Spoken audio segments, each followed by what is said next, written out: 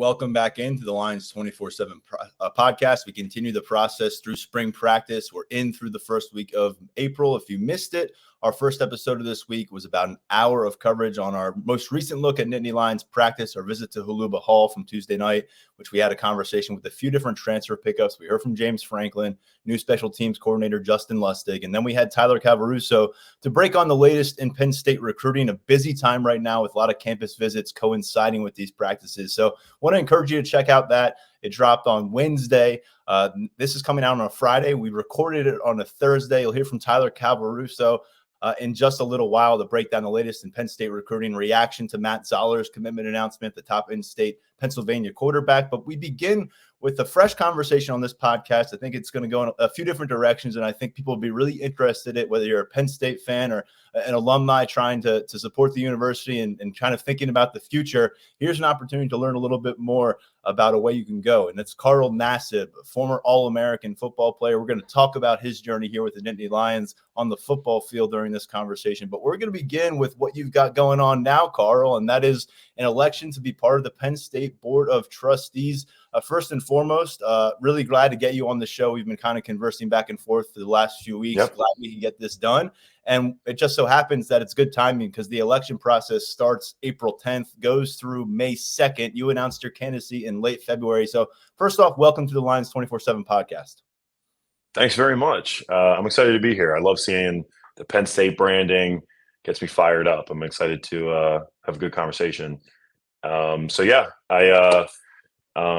got a lot of things going on these days, and it's really, really fun. I retired from the NFL after 7 seasons back in September, so about 6 months ago, something like that. And I run my company, Raise, full time. It's been, one of the most rewarding things I've ever done, and we can talk about that later. But I earlier this year I got approached about joining the Board of Trustees, and I didn't think that was actually something that I could do. I knew when I retired, a few days after I retired, I went back to Penn State for my first game as a spectator. I had never gone to a Penn State football game as a spectator, and I mean, it was obviously absolutely incredible. I got to see so many of the fans. I got to see the blue band. I got to see all the things that I never got to see while being a player. And I actually met Brandon Short on the sideline that day, so that kind of came full circle. And I left that day. I said, I need to get back. I got to get back to my roots. I got to get more involved. And so I went back again, for the Michigan game. Really started to talk with people that I hadn't talked to in a while. And I just wanted to really, really get back to my connections there. And when you're in the NFL, it kind of takes over your whole life. It's, we were talking about earlier, you are your own business and you have to be bought in 100% of the time or you were going to get out-competed, 100%. And so in January, when I was approached to, join, this race, I said, one, what's the commitment? I never, ever like to commit to anything that I can't follow through on. So I wanted to know very intimately, what are the responsibilities? What are the roles? And as I talked to more and more board members, I was like, oh, this is a perfect fit. Right. So I got approached in January. I did not say yes right away. It probably took me about 5 or 6 weeks to say yes. So I announced towards the end of February, and the process has been really, really nice. I mean, just the excitement that I've been getting from my friends, from former players that I played with, haven't talked to in a while. It's guys that offensive guys that I used to beat the crap out of in practice that are they're like, dude, I'm so excited for you. I'm like, dude, how you been? Right. So it's cool. I'm really, really excited to be in this whole process, just to be involved. I'm sure there's so much that you can kind of pack into the package of why you are doing this and what's motivating you. But can we just go through some of your priorities? I guess what are the top items for you as you kind of sink your teeth into this and try to become a member of the Board of Trustees? What are you kind of holding above the rest in terms of priorities? So the priorities and the things that, make me really excited about joining the board. I'm sure a lot of people remember me from my very emphatic financial advice on Hard Knocks.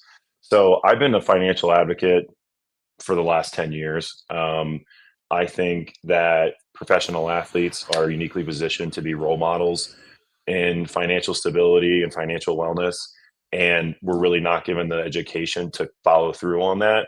And so what NIL has done is really given us a chance to move that learning curve back 4 years. And when I was a walk-on at Penn State, you have no idea how broke I was, right? And I finally got my scholarship. I was still broke, right? Like it wasn't even funny. Like when I was a walk-on, it was a very different time. I had to pay to eat with the team, right? And so I would sneak into the cafeteria just to eat with my teammates. So the vast majority of NIL will go to players like me who just needed a few extra $1,000s a semester to get by. And for the athletes who are the big name stars who are making hundreds of thousands, maybe millions of dollars, they need the financial wellness education because they can set themselves up for generational wealth, or they can find themselves in a very precarious situation. And I've seen it. I've seen it many times in the NFL. I've seen Hall of Fame NFL players, broke off their ass. And I've seen things that would really, really break your heart. And I've also seen guys take very, very small things and blow it out of the park. So I think that I'm uniquely positioned with my experience, with my connections, to be a voice for this financial advocacy. And that's definitely the number one thing I'm excited about. The second thing I'm excited about is promoting Thon. My whole world now is nonprofits. My company, Raise, connects nonprofit organizations to the next generation of philanthropists. And Thon needs to be a nationally televised event. I was there in February, and you just don't get that other places. And I think it is the most beautiful collection of people coming together, enjoying giving back. It brings together like everything humanity was meant to do, is like come together and improve the lives of other people and be of service to other people. So I feel like that should be on every megaphone that Penn State has to offer. And I know they're doing an incredible job. So I just can't wait to support those two big initiatives. And then everything else, obviously, with affordability, with national ranking, with more kind of transparency on how the board functions and how it votes and how it just really functions. I think that would go a long way. But those are kind of things that come with the job you have to be involved with. But the things that excite me about it are the financial advocacy and supporting Thon. And since the vast majority of our audience here is particularly interested in Penn State football program's health and the long-term success, we had Brendan Short on this show like last year to talk about kind of a bit of a chasm, a bit of a divide, I guess you could say, among the Penn State community, even up to the Board of Trustees, about how much to invest, where to kind of go all in or not in this new age and new phase of college football. Where do you stand on that support for James Franklin, for the Penn State football program at large, and then balancing that with maybe some of the detractors who feel like there needs to be a step back from the football investment? Yeah, I think, you just mentioned like an all in or not in at all. I think that there's going to be there's room for a great innovative conversation to find the best, most creative way to support the athletes, to reward the athletes, and to set them up for the future so that they can be the most prepared adults leaving the university. I'm really excited to be in those conversations. I have connections in the financial wellness industry that I don't think a lot of people have. I have access to the NFL, a lot of NFL players who can speak to things like this. I think that the conversation is just getting started. I mean, one thing I find so crazy about NIL is when it launched, there was no preparation. There was no foresight. It was just, bam, the law has changed. And I was like, was that like an April Fool's joke or something like that? So I think that the ability to come together and to have opposing ideas and to have, a diversity of ideas and perspectives is actually very important. And it's going to be important moving forward. But the ability to work together in a conducive environment is even more important. And that's what I hope to bring. I'm a solution-oriented person. I was telling B Short when I started this, I'm not involved in any. I'm so proud of my career. I'm so happy with where I am with my company and my life that I just want to improve people's lives and be an innovative, solution-oriented person. So I'm excited to be in those conversations. I don't have all the answers, but I think that we'll come to answers pretty soon and make sure that Penn State remains top shelf. Tell us about that slate that you're running with. It's got a fellow former All-American football player in Brandon Short. He's not alone, though. Can you tell us about this trio and why it made sense for you to kind of align? Yeah, I mean, Stephen B. Short, like they're really great guiding stars for me. They've been really helping me through this process, and I have a lot of trust in them. I have a lot of trust in their experience, and it's out like the amount of connections I have to them outside of football and outside of Penn State is weird. Like I have just been, since announcing the slate with them, so many people that were already in my network through nonprofits, both of them are involved in philanthropy as well, have come up to me and voiced their support for both of them. So, there's a laundry list and of reasons why I think we'll be a good fit. And mostly I think that I come in with a lot of unique perspective, but they come in with a lot of historical perspective and wisdom that I think matches up pretty well. And so I think that it's like the perfect fit. That slate, by the way, folks, Brandon Short, Carl Nassib, and Stephen Wagman. Now, you mentioned something really interesting, and I'm not surprised by it, but in the email launch, the campaign launch email that you sent out about 6 weeks ago, there was a stat in there. It said about 750,000 people are eligible to vote in this election, but less than 25,000 people actually typically participate. So here's twofold question for you. One, why should people who have never voted in this, never have seeked out the chance to vote, why is this important to them as Penn State alum? And secondarily, how can people actually support your candidacy? Because I think that's part of the confusion as well. How do you actually make sure you get a vote? How do you pursue this thing? So can you lay that out for us? Yeah. So there's, almost 1 million Penn State alumni. I don't know the actual numbers because there's people who have graduated and there's people who have attended, have transferred, have really spent time at Penn State who are still eligible to vote. So I do understand that there's a small, we don't even have a 10% response. And I am part of that problem. I've never voted either. So I think that moving forward, we can do a better job as a university of engaging the alumni and making sure that they get the awareness and they understand the importance of these three individuals that get voted on every single year. It is a yearly process. So sometimes it might get lost in the shuffle. But if you have nominated me, you'll get the notification, you'll get the email to vote for me. We'll be sharing the links constantly on my social media, across all of our social media platforms. We were talking about, being a football player, we don't often ask for help. We are our own business. So it is very kind of not uncomfortable for me to go and ask for support. But it's a very exciting moment. And I think it shows a lot of foresight and a lot of excitement in the university to engage with trustees who are younger, who understand alumni, who have the finger on the pulse of their issues, who understand student loans, who understand what these young generations are going into and how we can prepare them for their life right now. I don't think there should be an okay boomer conversation. I think that there should be a touch point outside of the the alumni network that the trustees can really connect to.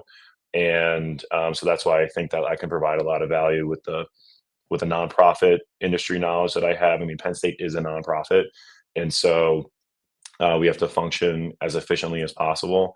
And with my work, I work with some of the biggest nonprofits in the world, like every day. And so I bring a lot of that, the competitive analysis of all of that to Penn State. And I just want to hope that everybody achieves exactly what they want to achieve in life and inspire people to do things that people say they can't do. You've mentioned voting demographics a little bit here on the show. You're only 30 years old, and I think a lot of people might view youth as something that could be a hindrance in this kind of a role. But can you maybe assess how that could give you an edge? I'd imagine you're going to be dealing with a lot of people who are double your age if you make it onto the board of trustees on a daily basis through conversations. What can a 30-year-old's perspective, what can your perspective maybe add to the BOT? It's a great question. I love this question because being a 30-year-old in the NFL, you are a fossil. And I was like, yo, I'm still good. Like, I'm still good at this sport. And the amount of articles that would like when I would make a play or something like that. Like I think when we were playing the Saints, like I had a sack in the fourth quarter. At 30 years old, Carl Nassib still making plays. And so it's so funny to me going from one industry where I'm basically a fossil in a museum to another industry to where now my youth is really, really touched on. So I absolutely love it because it is a great feeling to feel young. And I do not think that age is a 100% precursor to capabilities. I do think that I have experiences and wisdom in a lot of fields that a lot of people don't. I've experienced things that nobody else has. And I just think that, again, diversity of thought and perspective is what makes America great. That's why we're the best country in the world, is because we have diversity in a lot of different ways. And so when you have a board that has diversity of perspective, that's only going to yield the most positive results. So I do think that it's an additive and not a subtractive. Again, the election process opens on April 10th, continues through May 2nd. You can support Carl Nassib that way. And then as you said, you've got social media channels out there. If people want to stay a little bit more engaged with this campaign, that's a great way to do it. Now that we've covered a lot of what's going on right now, you up for going in the throwback machine and talking about your career as a Nittany Lion? Absolutely. I got all day, man. Let's go. All right, let's do it. Well, just to lay it out for folks a little bit as a reminder, consensus 2015 All-American, Lombardi Trophy winner, Big Ten Defensive Player of the Year that year. And that all started with roots as a walk-on addition to the team. That's a hell of a journey. What are you most proud of from that journey now that you've had, just about a decade almost to digest what happened here on campus? Yeah, I mean, I think getting my scholarship was probably the most thrilling part of my football career. It was the most unexpected. So I was walk on. I was paying for school myself. I got my scholarship in the fall of 2013. I hadn't actually paid my fall bill. So when I got a call saying, "Hey, Bill O'Brien needs to see you in his office," I thought, "Oh, I'm getting kicked off the team." Like, yo, this was a great run.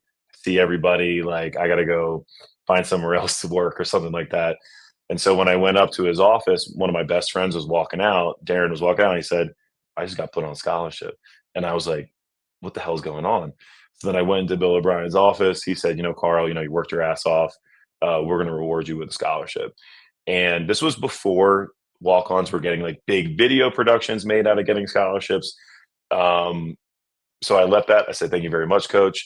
I was absolutely ecstatic on the inside, but kept it composed. And I, went downstairs. Darren and I, celebrated together. And then there was a team meeting after where he was just like, "Hey, Carl, Darren, Tyrone, Devin, all stand up.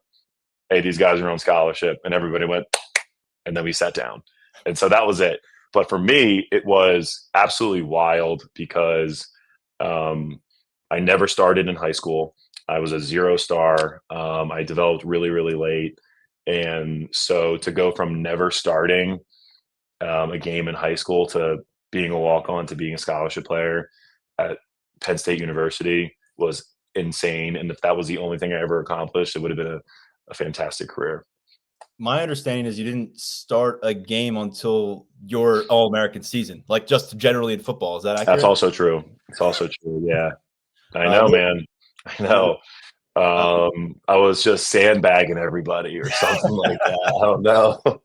Well, hey, Carl, I was like, "No, I'm good. I'll seal on the bench." And then, bam, I had to really pop off to make it worth it. I asked around a bit for folks who were here when you got to campus, and my colleague Mark Brennan told me that you were probably best described as a lanky 6'5", 225-pounder as a senior at Malvern Prep. I don't know if the 6'5" is accurate because I know you end up at 6'7", but at the end of this process, you're 6'7", 270 pounds, one of the biggest forces on defensive line in college football. How does that happen over a 5-year span? What went into that? Yeah, so I did grow 2 inches in height in Penn State, so I wasn't even done growing when I got to school. I just would love for one of these people to call me lanky to my face. I just would love it. I would just love one person to do it. Mark Brennan. I'll make sure you find him. Yeah, tell him to keep if he wants the smoke in person, I'm always ears. And it took a lot of push-ups. a lot of push-ups in the dorm room, a lot of extra workouts. I was, every Sunday after the games, I was in the gym. There was one summer where I worked out, twice a day, 6 days a week, and a lot of chicken and rice and Chipotle to put on the weight. But I did gain like 60 pounds while I was in college, and I was too heavy when I got to the league. I dropped about 265 because the NFL is all about speed. If you're slow, you can't play. But I'm still around 265, so I feel like I'm finally at my natural weight, so it's good. You spent time with 3 different coaching staffs. I know the first tenure ended in really horrible circumstances. There's no really way around that. But what do you remember most fondly from your experiences with all 3 of those staffs? If you could kind of pinpoint something from the Paterno staff, the O'Brien staff, and ultimately the Franklin staff. Yeah. To quickly put it, I feel like when I was in my freshman year, the leaders of the team were so poised. And when I look back, and they were just kids, they were 21, 22 years old, really taking on such a spotlight. So I had a lot of respect for Mike Mowdy and the guys like him who really were super strong. I was just texting Andrew Zerba, who took me under his wing. He was a tight end, I was a DN. So I remember, vividly the leadership of the team being very, very strong. Devin Still was one of the guys I looked up to more than anything. And I remember Bill O'Brien, there was a lot of things going on, but he brought a lot of excitement. And, you wanted to work with somebody that worked with Tom Brady. That was really cool as a young kid. And then when Franklin came, it felt like the most well-oiled ship. I just felt like the guy, I was like, he was like born to run a program. Like everything was top to bottom, like, the tightest ship ever. And I loved everything about the 1-0. So much in football, you worry about all the, the outside noise, and the next game is the most important game. So when Franklin first came to Penn State, I was like, oh, I love this 1-0 stuff. Like I can get on board with that. And I kept that through my entire NFL career. And then obviously the best part about, playing for Franklin was like balling out my senior year. That was so much fun, Yeah, and I mean, look, you see where the program has gone. It didn't take long from when you left campus to when they captured a Big Ten championship. They're still looking for a second one under Franklin. Awesome. A bunch of 11-win seasons, a 10-win season in the regular season last year. You were there when things went down in the fall of 2011. You witnessed the sanctions, the fallout that happened afterward, the way the roster was impacted. And there were a lot of people externally, and I'm sure here on campus at the time, who wondered if Penn State would ever be in any kind of title contention again, at least in the next several years. That has happened.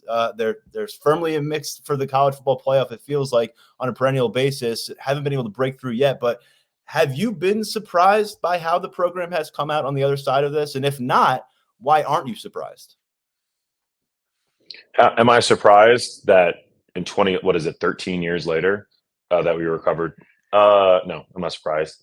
The support of the community, the history of the institution is all the reason you need to understand why it has maintained its stature and its elite level of competition. So, no, definitely not surprised.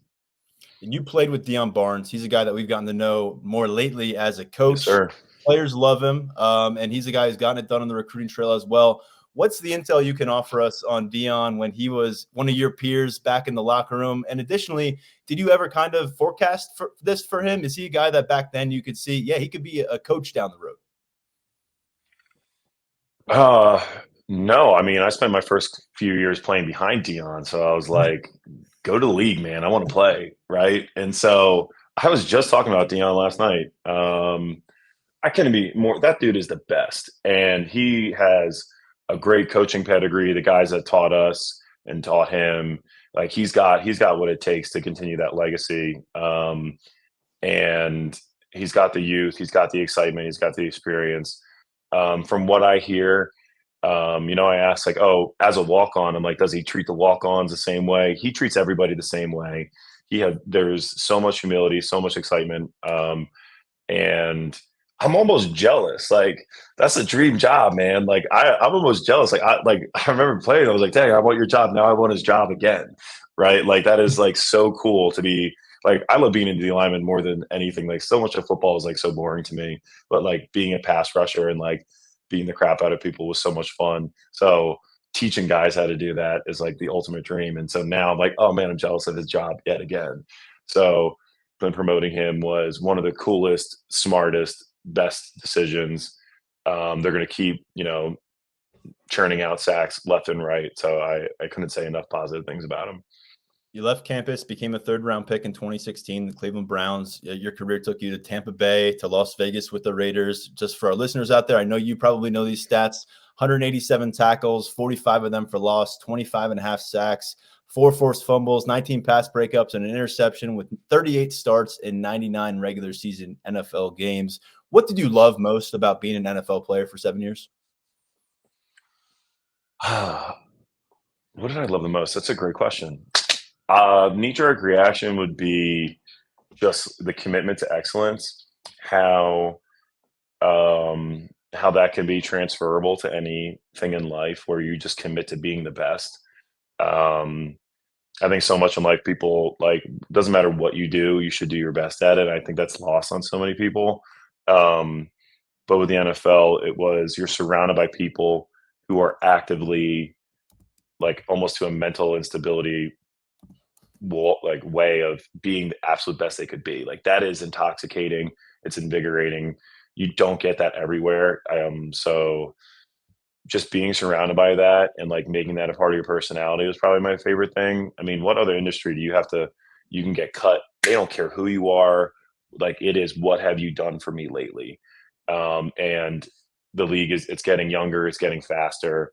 So yeah, it's pretty impressive for people to, the fact that I stayed in for 7 years and played in 99 regular season game, a few postseason games. Like, I'm like, how did I even pull that off? Right. So, I'm going to miss that. Just the whole group commitment to excellence. Of course, back in June 2021, you made history becoming the first openly gay active NFL player. Support was so swift, and I'm sure you felt it in all kinds of directions. But here in Happy Valley, we saw publicly from a lot of the people that you played with or still involved with the program. Most notably, James Franklin was quick to release a statement. What did that support mean back from your home campus, from the head coach of the football program now, to come so immediately after you going public? I know it was a global story, but just keeping it local here in that sense, what did that mean to you? Oh, it was the best.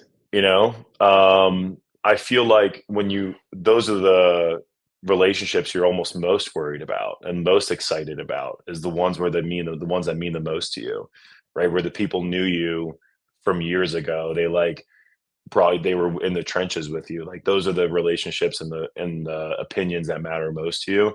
So when I did come out, I mean, I say it all the time, the support I got was just like, I'm the luckiest guy in the world. And to have the support from Penn State, from the fans, from my former teammates, from the coaches, really blew me away. And to this day, I'm still super thankful about it. And right, because it makes me excited. It makes me even more excited to go back. Right, it's another reason. Yeah, I know I set set some records. I won a bunch of awards, but I also went out of my way to try and improve the lives of other people. And I feel like that's just such a special thing to bring back and to talk about. So yeah, it meant the world to me, 100%. What did that moment do for your life in changing it and going out there with it? And obviously people are going to point to the historical impact on the NFL, but just the impact on you. I mean, day to day now, 3 years later almost, how do you think it maybe changed what your life? Yeah, it was great. It changed some aspects, but the majority stayed the same. You know what I mean? I still went to work every day. I still had the same friends, still had the same job. I felt like I had a little more responsibility to represent the LGBTQ community in a positive light, and I take that responsibility very seriously. And I want to advocate for them. I want to fight for them. I want to defend them. But most of the day-to-day stuff pretty much stayed the same. Not too much changed. which is a blessing, right? All the relationships that I really cherish just kind of grew stronger. Um, and I mean, it'd be hard for me to find negative things when there's so many positive things that happened from coming out and doing it the way that I did. And yeah. Beyond football, it's you have so much going on. You talked about your business. We just talked about the Board of Trustees, but there's also, you're talking about maybe a little envy of Deion Barnes being a coach. It's clear that you have an enthusiasm for the sport of football. You're still relatively fresh out of that, being in that framework of day to day. It's football, football, football. Do you believe this sport is something that you will circle back to from a professional perspective, or do you think that chapter is kind of closed for you? Oh, if I'm lucky, football will invite me back in. Yeah, I'm more inspired to build, raise, and to get people more involved in philanthropy every day, and that's just where my mind is right now. And if I can accomplish our big North Star goals with raise with the Board of Trustees, then getting back into coaching or some sort of advisor role in sports and football. I mean, football's the greatest sport ever. You get people from all different backgrounds, all different experiences. You have to put all that aside. I can't tell you the amount of teammates that I've hated, but when we get on the field together, it's like we're best friends. You know what I mean? And then as soon as off the field, it's like, don't speak to me. Right. And like very few times, like people are brought together and they're like, this is the common goal. My livelihood depends on your livelihood. Right. Like we got to support you. Like, I know that, I respect that. Outside of the, football world, we don't need to be friends. And so I think football is one of the few rare places that people can come together and like shed all that stuff and work to a common goal. And, so many times people let like politics or things get in the way, but football, you can't, you know what I mean? You're either win or you lose. And that's something that I love about the sport. That's something I don't think will change anytime soon. And could be, emulated across other industries as well. Let's finish here. And thank you so much. We've covered a bunch of topics here in the last half hour. No, man, we're killing it. We're hitting a lot of things. This is great. Let's go back to the beginning. And a big part of the reason why you're here with us is that Board of Trustees election. One more message. Yeah. The microphone is yours. What are you in this for? And what do you hope people see in your campaign? Yeah. So I'm a ballot position number 5. So if you remember number 5, or if you forget, there's only 5 of us. So it's pretty easy to remember to vote for me.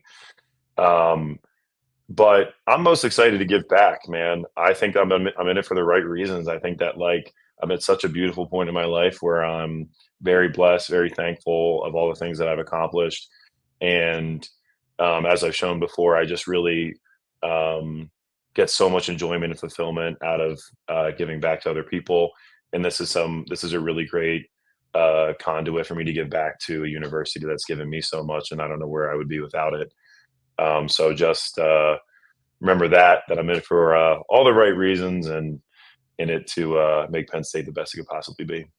Carl Nassib, former All-American, former walk-on. He's proud of both of those things, as you can tell, and certainly proud of his NFL career and professional ambitions as well. You can support him in the campaign for Board of Trustees going on from April 10th through the first week of March. Carl, thanks so much for the time. Good luck to you, and we look forward to seeing what's coming next. Yeah, thank you. You were great. Appreciate it. Let's continue this episode of the Lions247 Podcast with a look at the latest on Penn State recruiting. As promised earlier this week, we got some news on the recruiting trail here in the state of Pennsylvania at the quarterback position. If the decision had gone the other way, I'll be honest with you, this segment would have led off this episode of the podcast. But instead, Matt Zollers ultimately heading to the SEC. Missouri was the pick on Thursday afternoon. And to break that down for us and what's next for the Nittany Lions, we bring back Tyler Calvaruso, our recruiting insider at Lions247. So, hey, the decision is public now. Matt Zollers goes Missouri. When we had you on earlier this week to preview his decision after a few of those campus visits and coming down to the final stretch, you felt like he was going to end up picking one of those SEC options. Georgia, Missouri were in play there. Can you talk us through what you heard over the past 72 hours or so, maybe even going back to his last trip to Penn State, which was just this past weekend, and to where we got this announcement on Thursday afternoon with him heading to Mizzou? quite frankly, not a whole lot, just given the nature of this recruitment and how close to the vest that it was played. It seems like it really came down to the morning for Matt Zollers as he was sorting through his options in the final wee hours of his recruitment as an uncommitted prospect. And, when I checked in this morning, trying to get a better feel for where things were at, most of the conversations centered around Georgia and Missouri.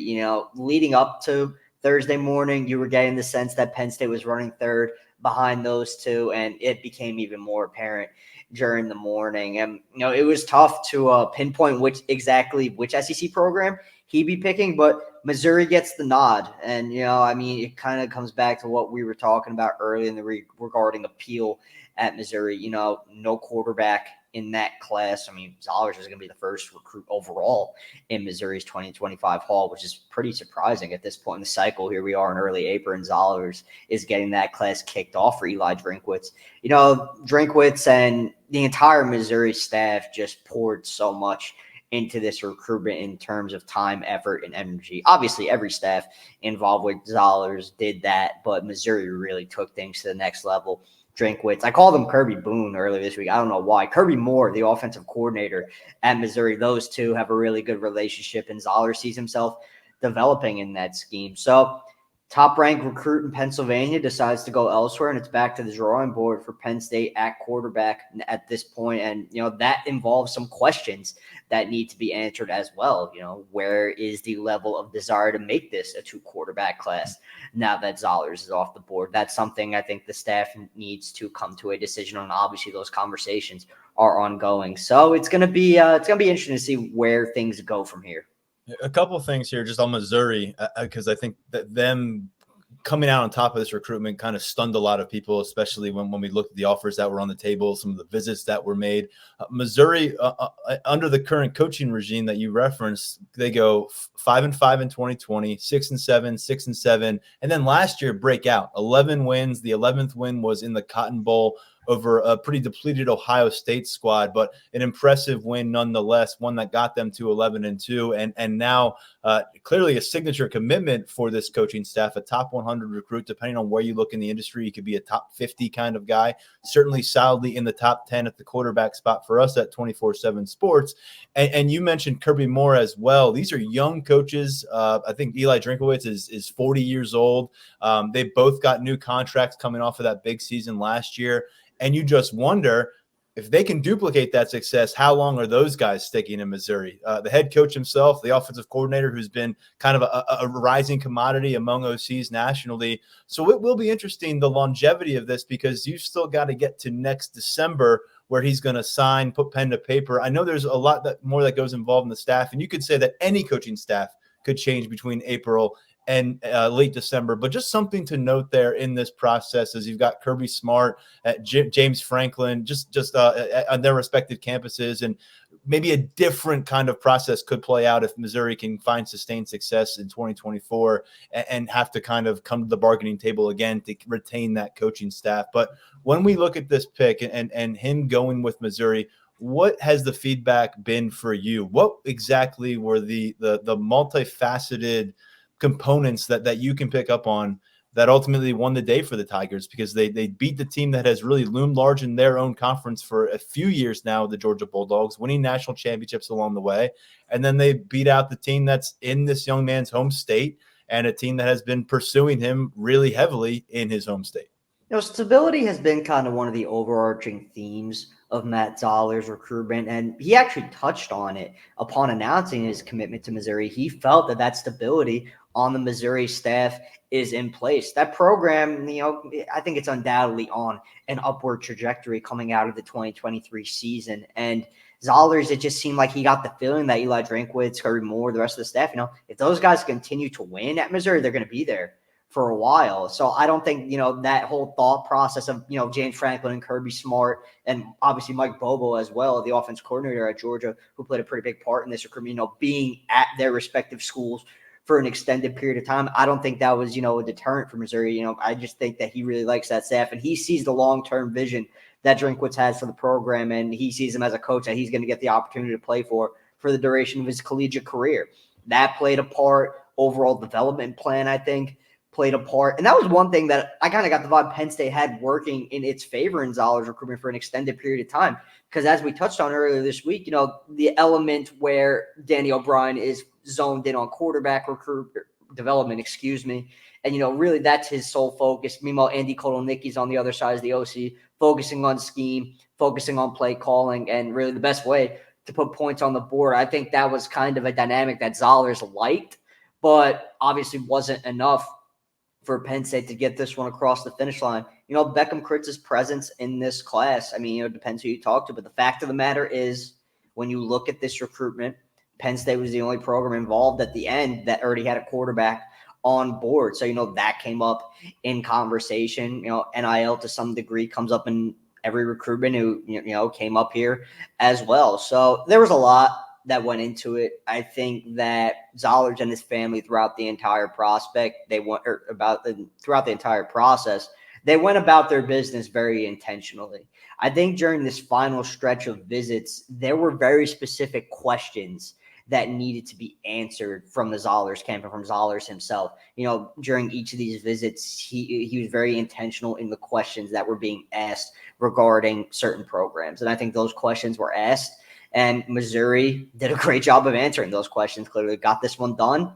And yeah, I just think looking back at it, Missouri probably just had the most going for it at the end.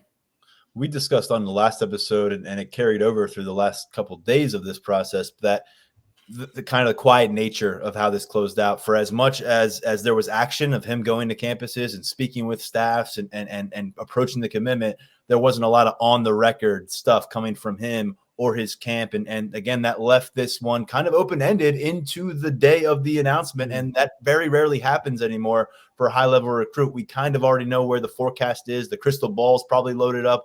But this wasn't the case on this particular Thursday. So an interesting dynamic there. I think we'll have to maybe stay tuned for some post-commitment reporting, hopefully from within our 24/7 Sports Network, regarding what Missouri was able to do to get this across the finish line for themselves. Maybe Zollers, I know, had a press conference today. I'm sure he'll do some follow-up interviews, something to dig into a little bit deeper here, because we know Penn State pursued this thing. And you mentioned Beckham Kritza, and I know maybe some people are scratching their head a little bit because you look at where the rankings are.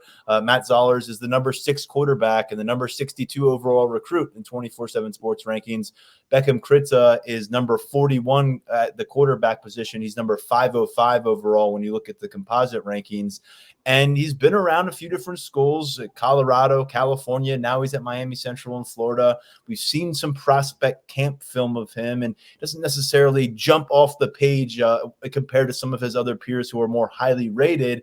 And I get to this point that, again, you remind yourself that Kotelnicki's been in communication with him. Kotelnicki went out to Colorado with other members of the staff, but Kotelnicki was not around when Beckham Kritza committed to the Penn State program. So from your understanding, how does this Penn State staff view Beckham Kritza, and how do you think that ultimately lends itself to how they view a second quarterback slot the 2025 cycle?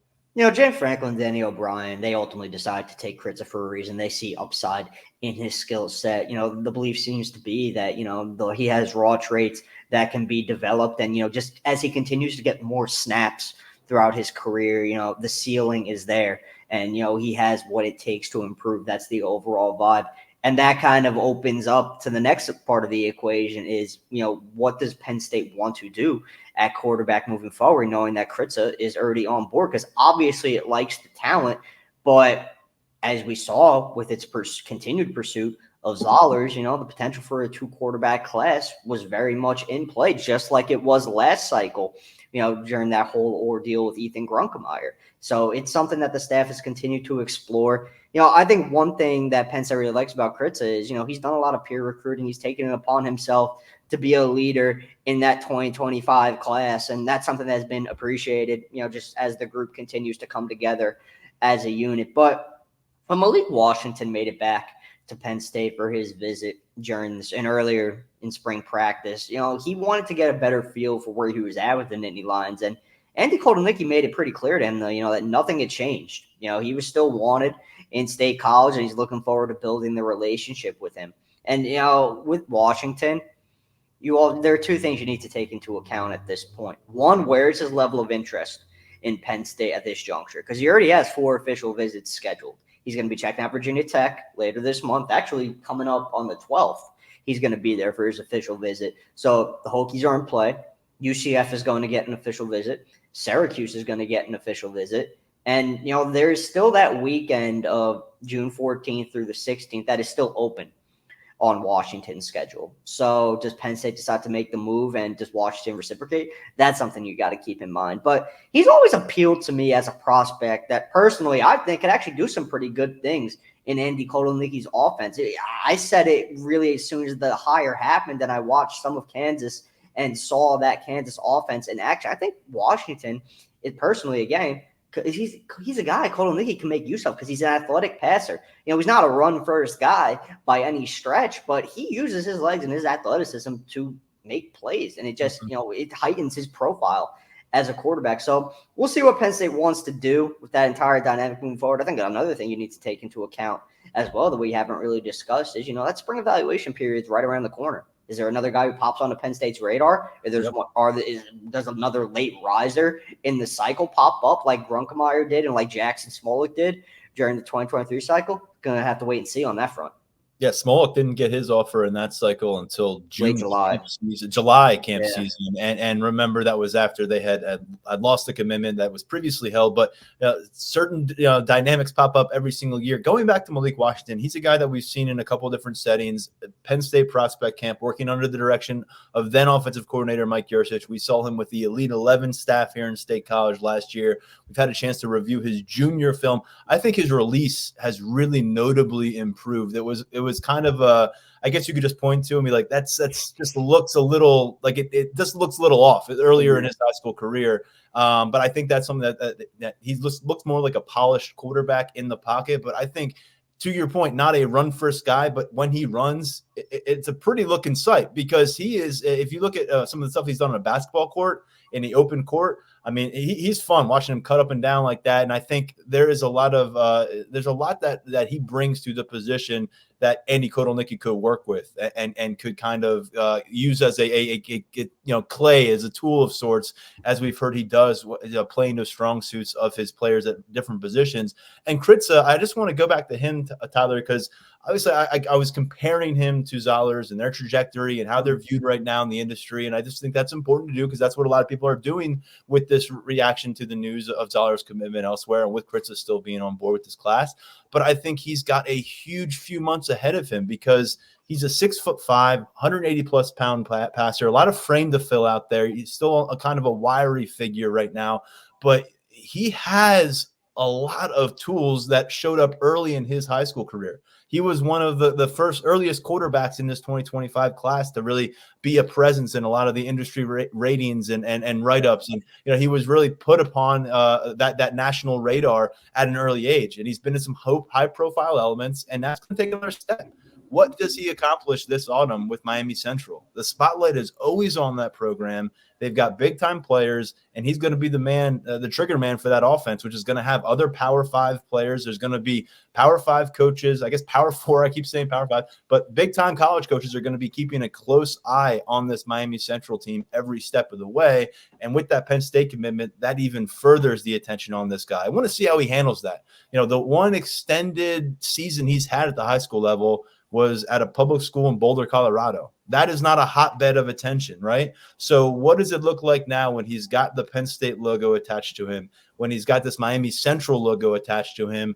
And there's some questions about what exactly he is. I think what would be great for us, selfishly, Tyler, is that in between now and then, his first snap in a game with Miami Central, we hope to have an opportunity to see him come here to State College, spend several hours under the direction of Andy Kotelnicki and Danny O'Brien and kind of get to poke and prod him a little bit here on campus and get to wrap our heads around him. That probably won't happen until the summer, but I just want to make a point. I don't want to pile on the kid and say that he is the inferior prospect here. That's what the industry consensus is pointing to right now. And there's been some questions answered on Zollers in the last year. And I think we're all waiting to see what the answers are going to be on Beckham Kritza. And he's got a hell of a spotlight to prove a lot of people wrong or to really take the next step. And if he doesn't, then it's also going to be a spotlight where that doesn't come to fruition and he'll have to deal. And Penn State staff will have to deal with the ramifications of him maybe not taking the next step at Miami Central, but we'll see what happens when that happens.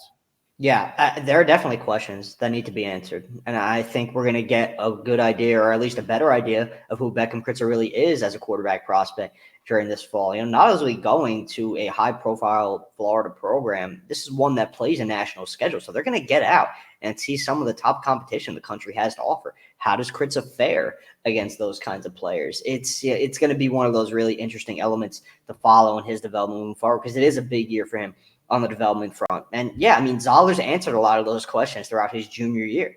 Kritzer's situation was different because, moving back to Colorado, he wasn't eligible at first. He had to sit out a chunk of his junior season. So there's going to be a lot more film on him as a senior, and his performance is going to be monitored really, really closely by us, by the Penn State staff, by everyone. Yeah, great point. Not only was it, in a public school in Colorado where you don't see a ton of major offers go out in that region, but additionally, it was an abbreviated junior campaign because of those transfer eligibility situation. Let's turn our attention. Really appreciate the quarterback conversation, Tyler, as always. And then it's one that we'll kind of re-get to later on in the cycle. I think right now we kind of press pause on it.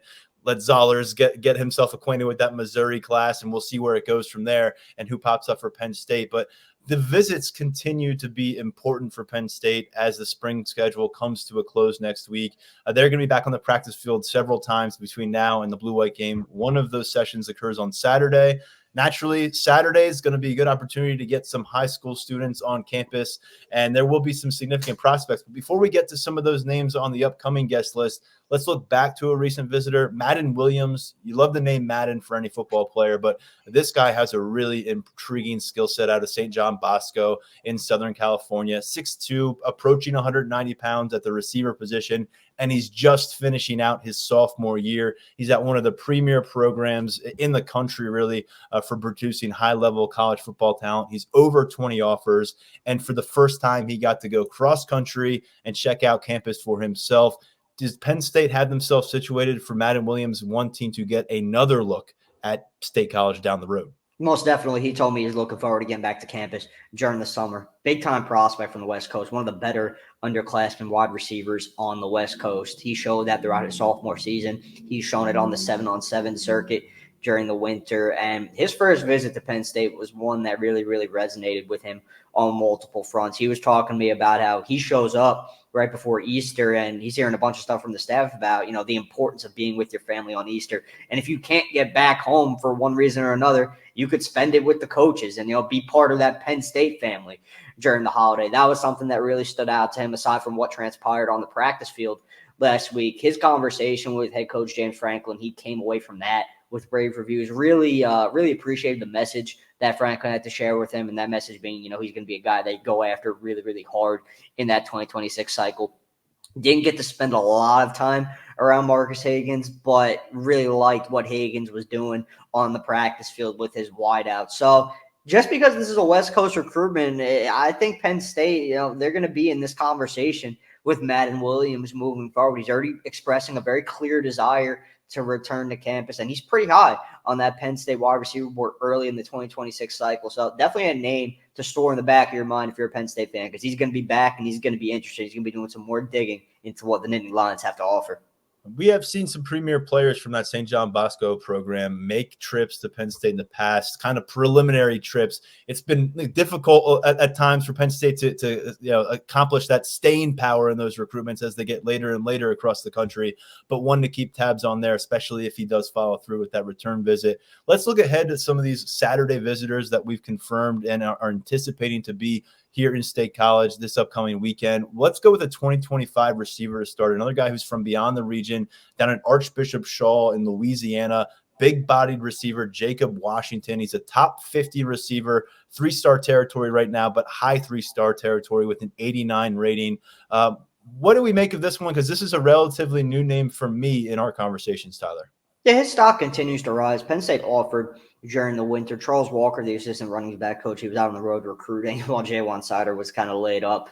But he issued the offer. Those two have a good relationship. That caught the initial interest of Washington, and he's going to be making it to town on Saturday. He just picked up an offer from Michigan, and I think we'll have a better feel for where things stand on both sides coming out of the weekend. And I think as a prospect, Washington is one of those guys. When we talk about Penn State's wide receiver room and what it looks for and what it wants to add through high school recruiting, Washington kind of fits the bill. He's got the speed. He's dynamic. He's explosive. He's a good route runner, good hands. So high-level prospect that Penn State's involved with, and he's planning to be in town this weekend. Missouri, Arkansas, also among his more recent offers. Going up to Ohio and an edge rusher that I know that you had talked about fairly recently on this podcast, someone that exciting film as a junior and a lot to like about his prospect profile as well. Top 20 edge rusher, Justin Hill out of Winton Woods in Cincinnati, Ohio. He will be making his trip, and I know that he was pretty fired up to get on Penn State's radar a while back. Yeah, he's one of those hybrid type players, edge rusher, linebacker. Penn State likes him at linebacker at this point. One of those guys who has an early official visit scheduled. He's going to be on campus during the weekend of May 31st, that May 31st, June 2nd slot. And that speaks to where he stands on Penn State's board, because those first 2 weeks are going to be pretty pivotal with some of Penn State's top targets making it to town. It's a guy Nittany Lions definitely will not mind adding to the linebacker group that it currently has in place. So Hill visited during the fall, and that visit went well. He got a pretty good lay of the land at Penn State. Going to be getting back for a more in-depth visit on Saturday, and I think that one could wind up playing a pretty big role in where things go with Hill moving forward. He's got a lot of really high-quality options if you look at his offer list, the schools that he's planning on officially visiting, and just the schools that he's been checking out throughout the spring. What his future holds exactly positionally, I think that's something that is to be determined and remains to be seen. It'll probably depend on where his physical development takes him. But again, I think I touched on this earlier when we talked about him the first time. If he's a linebacker at the next level, Penn State would love that. If he develops and grows into an edge rusher, he's a guy with enough twitch to be a really impact player at that position. So overall, Penn State likes the talent, the skill set, the upside, and it's another opportunity for the staff with him on Saturday. As you said, he was in Beaver Stadium in November. He picked up an offer early on in his junior season last fall, and he'll be back on campus this weekend. Stop if you heard this before. Penn State is pursuing a long-limbed, big-bodied safety from the DMV region. Yeah, it feels like every cycle we got one of these guys to discuss. Oh, yeah. Zahir Cobb from St. Albans School down in D.C., one of those new priorities, I guess you could say, for Anthony Poindexter down the road a little bit, because now we're venturing into 2026 territory with the last couple of recruits we're talking about. But a lot of ACC, Big Ten feel to this recruitment early on, but it's still early on. He's not to double-digit offers. What does Penn State stand to gain by building a foundation with a prospect like this? Probably getting in early with a guy who is more likely than not to, just see his stock rise moving forward. I think Penn State getting in here early will pay dividends as Cobb's recruitment rolls on. He visited for the first time during the winter. It was kind of an eye-opening experience for him, his first look at really high-level facilities, because he hadn't done a whole lot in his recruitment leading up to his winter junior day visit slate. He didn't get a ton of time around the staff because he was, spent a lot of his time checking out the campus and just seeing what Penn State has to offer overall. So this visit is going to be more about catching up with Anthony Poindexter, catching up with the staff. He definitely did talk to them during his junior day visit, but he wants to get more intimate and in-depth with him this upcoming weekend. He's, you mentioned it just now. I think that he kind of fits the bill of what Anthony Poindexter is looking for at safety. So his development's going to be an intriguing one to follow. Solid offer list to start, but Penn State's right there early on. Familiar school here, Winslow Township. We've seen Penn State put out some offers. They actually picked up a commitment briefly from that program a couple cycles ago, but former Nittany Lion standout Bill Belton is the head coach there. So there is some serious familiarity in place between this staff and that staff. And Nikir Helton has emerged as one of those next names to know from the underclassmen section of that roster at Winslow Township. He's a rising junior next fall. So wide receiver, 6 foot, 170 pounds, Boston College, West Virginia, among the schools that I've offered so far. What's your take? You're the Garden State guy here. I know that I got my roots there, but I've been in PA for 7 years now. So I'm leaning on you for some New Jersey perspective. He's got a Penn State offer in hand. How significant is he in the 2026 outlook early on at receiver? That wide receiver board, as it is again in the 2025 cycle, it is so wide-ranging and still coming together. I personally hold a very high opinion of Nikir Helton. I think his upside is very much there. He's long, he's speedy. I think as he just continues to grow as a wideout, he could become one of those guys who has his choice of schools when it comes down to it. And if that does indeed wind up being the case, Penn State is going to be right there at the top of his list. Every time I talk to Nike or Helton, his praise for Marcus Higgins, his praise for James Franklin, just the overall family vibe that he feels at Penn State, it's endless. It's like he can't stop talking about it. He really loves this Penn State staff, the trajectory of the program, the direction of the offense under Andy Kotelnicki. He's told me in the past that it's one he's going to be keeping a really, really close eye on throughout the 2024 college football season. So Penn State's already a big-time player here. Again, how does that wide receiver board shake out when it's all said and done? That's something we're going to see. But Helton keeps getting back to campus, and he keeps giving the Nittany Lions high marks, and that's always noteworthy. Yeah, he picked up an offer when he got to campus last July. He came back for a game in Beaver Stadium. He came back for a junior day in January. Now he's coming back for a spring practice. Those are some significant stepping stones for a sophomore out of New Jersey, working his way through the recruitment process with Penn State. Tyler, before we say goodbye and move on from this episode, look, the Zollers era of our recruiting coverage has kind of come to a close. It's been so much of the center of focus, it felt like, for the last week or so. We are 9 days out from the blue-white game, which is a huge recruiting event. What can our audience and what can our VIP subscribers at Lions247 expect from that coverage in the next week and a half leading up? Well, I'll tell you one thing. The visitors list that we have pinned on the board right now for our VIP subscribers, it's going to continue to grow at a pretty rapid rate. Blue-white game, always one of the bigger recruiting events that Penn State has, and we're expecting a pretty healthy group of prospects to make it to town, top priority recruits among that group. So just keep an eye out for that. And, of course, we're going to have feedback coming from some of the guys we just touched on and other visitors from the weekend. And Thursday practice visitors as well. Penn State is expecting a handful of guys who are of note on campus. So, as always, we turn the page and move on to the next chapter. There's always more to cover in recruiting. We've definitely got a lot of that coming up here in the pipeline. Yeah, we'll have a lot more at Lions247.com as Penn State closes out spring practice schedule with the blue-white game. And that's always a potential for some commitments coming out of that event. I mean, year after year, we're always watching to see if the class grows. So another wrinkle in play there next Saturday. Before then, we'll be back on the Penn State practice field. Daniel Gallen, Mark Brennan, Grace Brennan, and myself, and we'll bring you the latest from that. But of course, along the way, recruits will be coming to campus and talking about their experience on campus. Tyler Calvaruso, Brian Doan, Tom Loy and company have you covered at Lions247.com. Appreciate it, Tyler. Thanks for having me, man. Always appreciate it. All right. Fun stuff on this episode. A lot on the recruiting end, as usual, with Tyler Calvaruso. Before that, really enjoyed the conversation with Ryan Nassib. He's someone that I had not had any discussion with before leading up to today, aside from exchanging some text about the podcast. So really great to get his perspective on a whole bunch of things about Penn State and beyond, and certainly encourage you to get involved in that Board of Trustees election if that's something you want to get involved in.